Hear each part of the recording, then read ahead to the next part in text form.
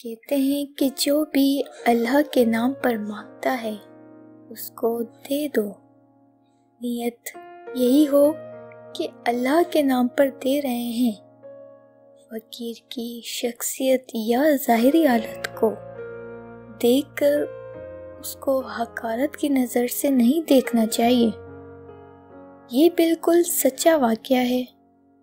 शाह साहब एक महकमे में बहुत बड़े सरकारी ओहदे पर फाइज थे। वो एक नेक दिल और सखी इंसान हैं। अब रिटायर हो गए हैं।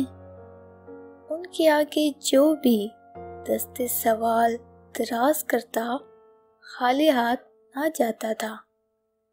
लेकिन अगर मोटा ताज़ा हट्टा कट्टा सेहतमंद फकीर मांगने आता तो इसको ये ज़रूर कहते थे कि कोई काम किया करो, और सेहतमंद फकीर को खैरात देते वक्त हिचकिचाते थे कि पता नहीं मुस्तहिक है या नहीं।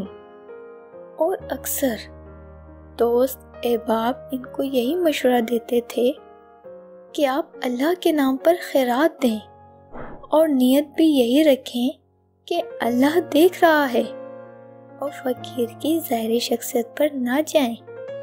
लेकिन फिर भी जब भी उनके सामने सेहतमंद फकीर आता था तो घबरा जाते थे कि क्या करूं। एक दिन बाजार में फिर रहे थे कि एक सेहतमंद फकीर ने खैरात मांगी। इनकी तबीयत पर उसकी सदा गिरां गुजरी। उन्होंने फकीर को समझाया कि हट्टे कट्टे हो, कोई काम करो।